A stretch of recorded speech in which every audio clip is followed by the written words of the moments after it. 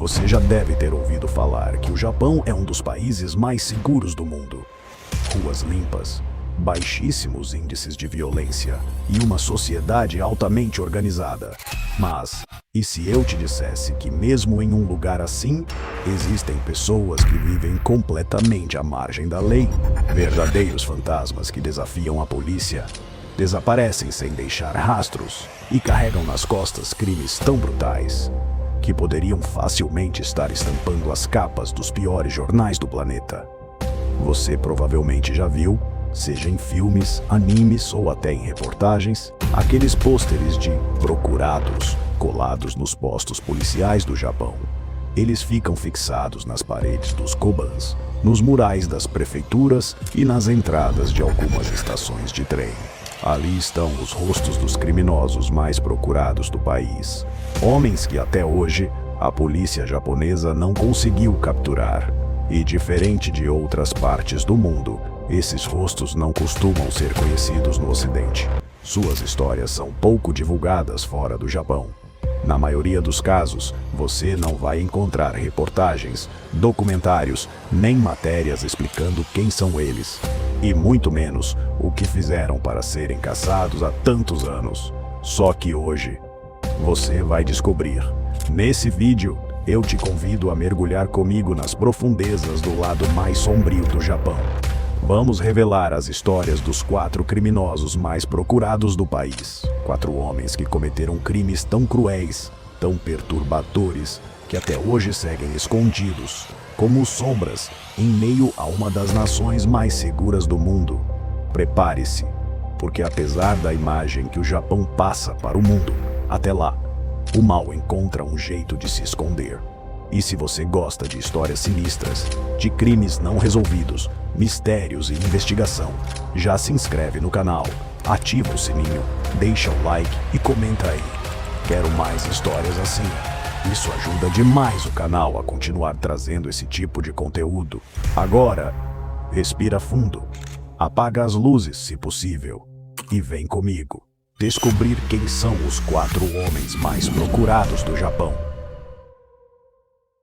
Kogori Hiroshi, o obsessivo assassino de Gunma. Nos arquivos da polícia japonesa, poucos nomes carregam uma história tão sombria e perturbadora quanto o de Kogori Hiroshi. Um homem que, até hoje, permanece como um fantasma, fugindo da justiça e carregando nas costas um crime tão cruel que deixou marcas profundas não só na vida da única sobrevivente, mas também na memória coletiva de uma comunidade inteira. Mas quem é Kogori Hiroshi? E o que exatamente ele fez para se tornar um dos criminosos mais procurados do Japão? Para entender, precisamos voltar no tempo. O ano era 1998, na cidade de Takasaki, província de Gunma.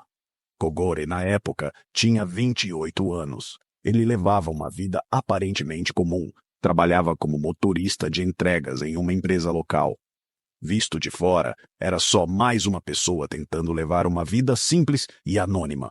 Só que, por trás dessa fachada, havia algo muito errado.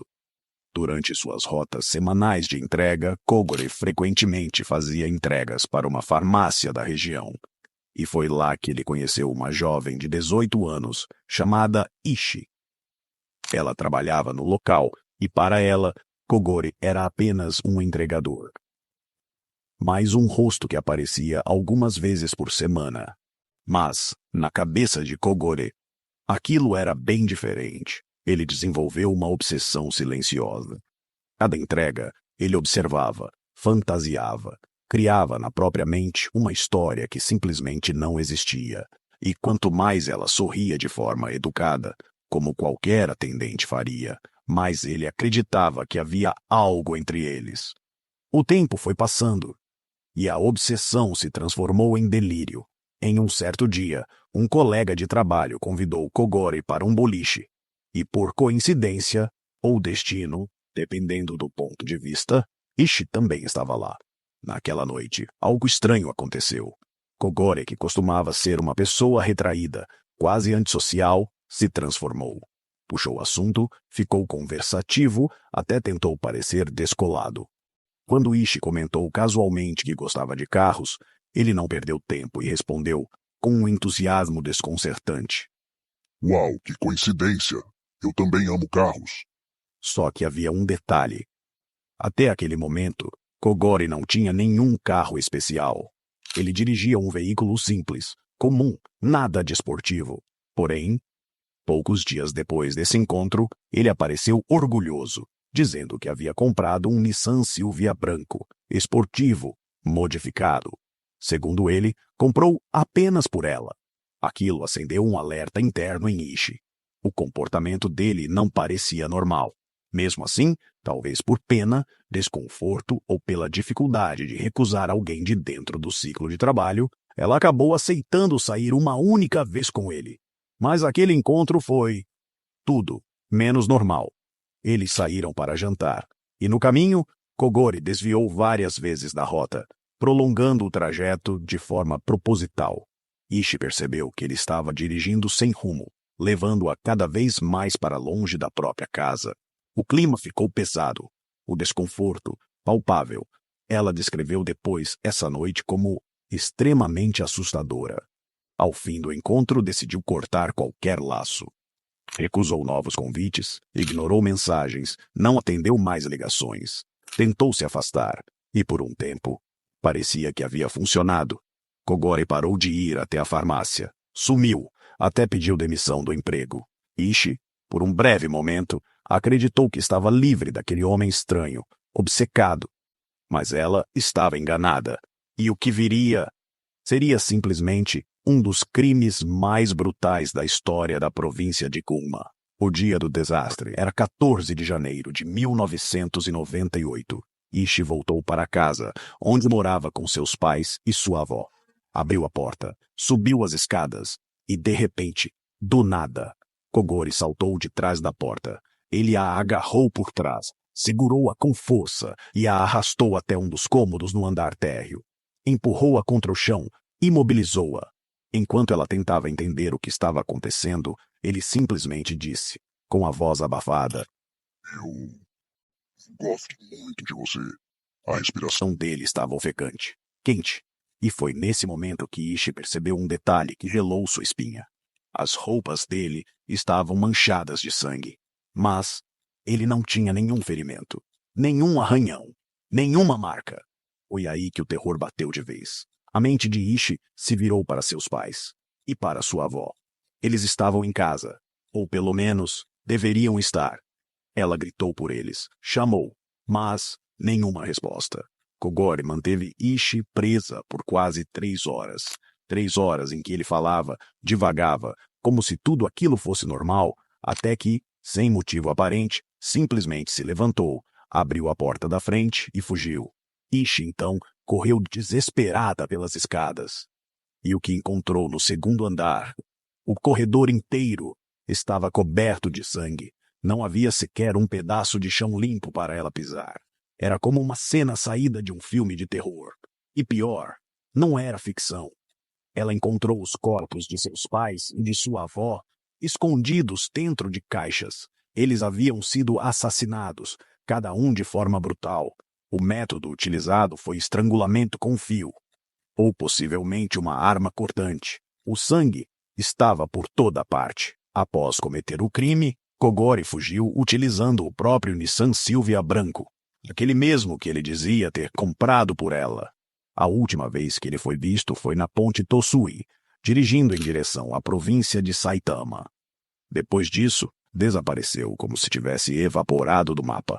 Nem o carro, nem ele foram encontrados até hoje. Existe uma recompensa pública de 3 milhões de ienes, equivalente a cerca de 20 mil dólares, para qualquer informação que leve à sua captura. Além disso, caso seja capturado, ele deve indenizar a sobrevivente, Ishi, em mais de 150 milhões de ienes, algo em torno de 1 milhão de dólares, pelos danos psicológicos e traumas irreparáveis que ela carrega até hoje. Mas a verdade é que, diante da brutalidade do crime, dinheiro seria o menor dos problemas de Kogori. Se capturado, a pena mais provável para ele seria a pena de morte.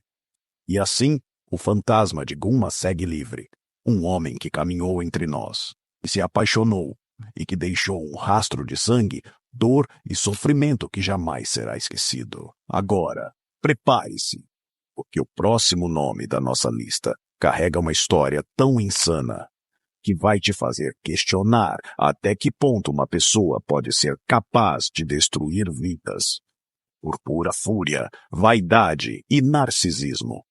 Hatay Oichi, o psicopata do volante.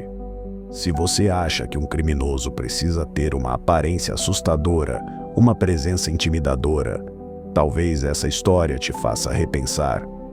Hatay Oichi não se parece, nem de longe, com o estereótipo de um criminoso perigoso.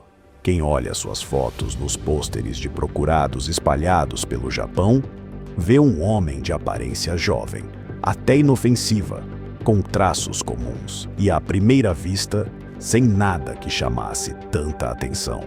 Mas nunca se engane com as aparências.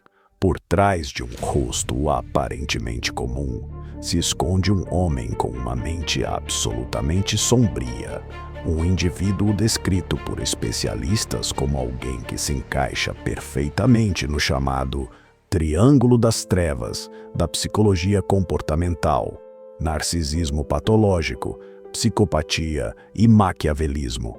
Sim, Hatay Oichi é uma combinação rara e extremamente perigosa desses três traços, e sua trajetória no mundo do crime não começou com grandes golpes ou assassinatos. Começou de forma quase banal e foi crescendo, se alimentando da própria raiva, do desprezo pelos outros e de uma necessidade constante de se sentir no controle. O perfil de um narcisista perigoso por quase 3 décadas, Hatay Oichi viveu às margens da sociedade, aplicando golpes pequenos, enganando turistas e estrangeiros pelas ruas do Japão, cometendo fraudes e pequenas extorsões. Mas, apesar disso, havia algo mais sombrio em seu comportamento. Ele desenvolveu o hábito de causar distúrbios em locais públicos, especialmente em restaurantes e estacionamentos. Discussões aleatórias, ameaças, explosões de fúria.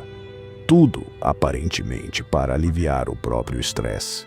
E como todo criminoso que vive à base do próprio ego, não demorou para que ele escalasse seus atos para algo muito mais sério. Em 2022, Hatay Oichi foi preso por um crime já grave, o sequestro e confinamento ilegal de uma mulher que ele conheceu através de um aplicativo de relacionamentos. Foi julgado, condenado, mas de forma inacreditável, liberado pouco tempo depois. E é aí que começa o episódio mais chocante dessa história. Beppu, província de Oita. 2 estudantes universitários, ambos com 19 anos, identificados apenas como A e B, passaram a tarde fazendo compras em lojas de segunda mão pela cidade.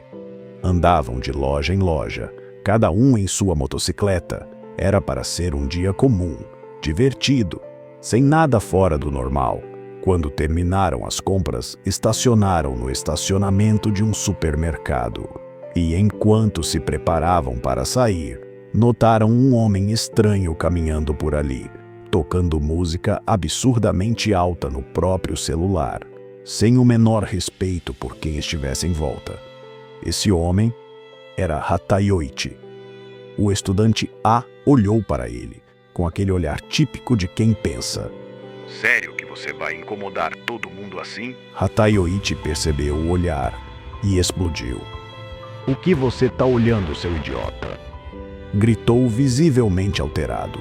E como se não bastasse, ainda começou a repreender o jovem por supostamente estar levando a moto pela saída errada do estacionamento. O estudante, tentando evitar confusão, apenas abaixou a cabeça, pediu desculpas de forma educada e foi embora com seu amigo. Fim da história, certo? Não, estava só começando. Os 2 amigos seguiram de moto por uma rua local, aproximaram-se de um semáforo que estava vermelho, pararam e, enquanto esperavam a luz verde, comentavam meio rindo, meio tensos, sobre aquele encontro estranho no estacionamento. Mas então ouviram um barulho. o som de um motor vindo em alta velocidade. Por trás dele, olharam pelo retrovisor e só viram faróis que se aproximavam. Dirigindo um minicar branco, acelerou seu carro a mais de 100 km por hora e simplesmente jogou o veículo contra os dois estudantes. O impacto foi brutal. A morreu na hora, sem qualquer chance. B, gravemente ferido, sobreviveu. A fuga covarde. Após cometer o crime, Hatayoichi perdeu o controle do carro e acabou batendo. Mas ao invés de prestar socorro, simplesmente abandonou tudo. Deixou no carro sua bolsa, seu celular, seus sapatos, como se quisesse sumir, apagar qualquer rastro, e então fugiu a pé, em direção a um pier, cerca de 2 quilômetros dali. Horas depois, sua camisa foi encontrada jogada no chão, perto do mar. Desde então, nunca mais foi visto. A polícia só foi até a casa de Hatayoichi 2 dias depois.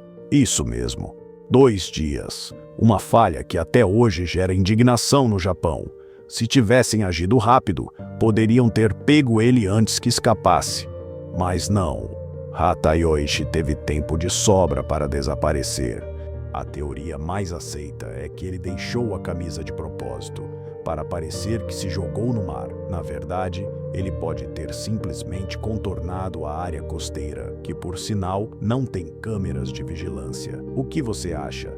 Hatayoichi se jogou no mar. Está escondido nas florestas do Japão? Mudou de aparência e vive tranquilamente em algum canto do país, ou até fora dele? O que é fato é que ele continua, até hoje, um fantasma andando entre nós. Mas se você achou essa história perturbadora, se prepara, porque o próximo nome da nossa lista é conhecido como o Príncipe da Crueldade. E acredite, esse título não é exagero.